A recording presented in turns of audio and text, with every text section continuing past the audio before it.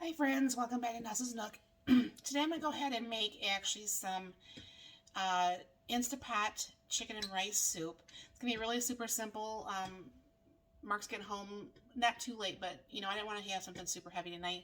So I'll bring it down here and show you what we're doing. I have some requests obviously to make more Instapot meals, so here goes this. So I got 3 cups of water in there, and I'm going to be putting 3 of the bouillon cubes. Now, anyone who's ever tried those as a child knows you don't do that, right? I think probably all of us have done that. Big mistake. So, my chicken is still somewhat frozen, but that's okay because you could put the frozen chicken actually in the Instapot, okay? And I'm going to put a half a cup of rice. Move that off the chicken. So that's actually under the water, not on top of the water. All right. Then I'm going to go ahead and throw in some of my dehydrated celery because the vegetable mix doesn't have celery, and I like to have celery in there. And then I'm going to put some of my freeze-dried onions in here because, of course, the vegetable mix doesn't have onions, and, well, you know I love my onions, so... Alright, and then what I'm going to do, I'm just going to take some of my frozen mixed vegetables, cut the side on that, and then just pour those in.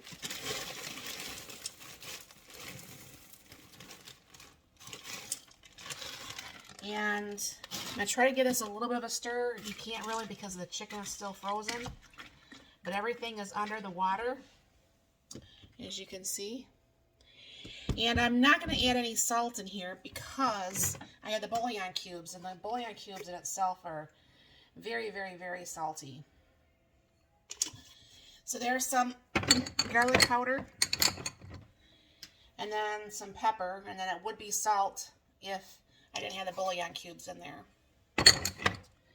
Kind of put that down a little bit.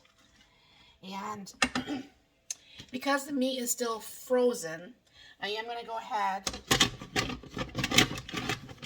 put this on.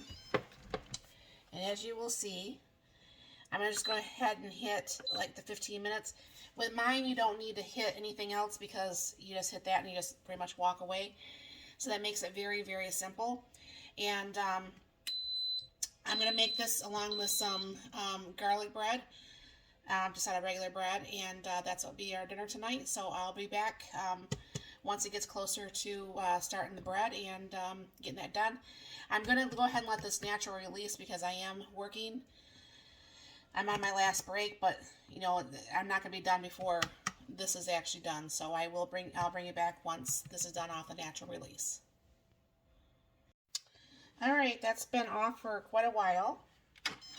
And always still open the lid away from you, because you'll see even though it's been off and just on warm for a while, that it still is very hot. Let me bring you over here and bring you up so you can actually see that a little bit better. So all I have to do is stir this up and mix in the chicken a little bit. I think I'm going to add a little bit more water, so just hold on for a second.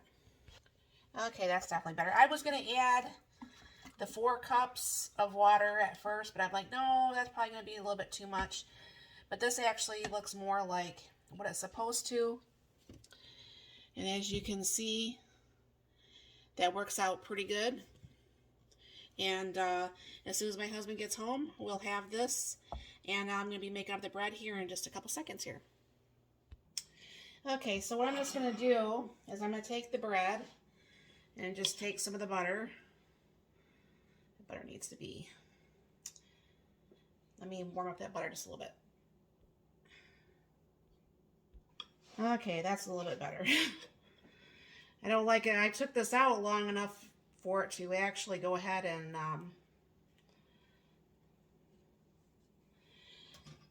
get nice and soft and room temperature, but obviously that wasn't out long enough.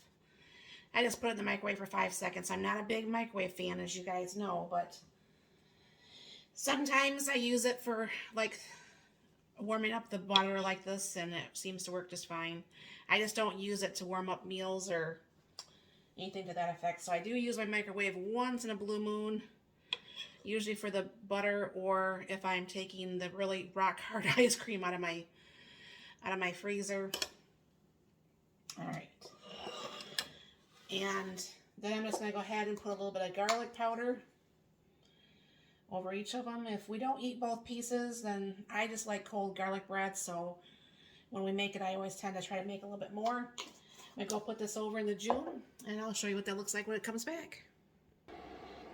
And this is how it's looking being cooked in the June. So it works very well. I don't know if you can see a little bit better up here. But it's got just about another minute, and the toast will be done.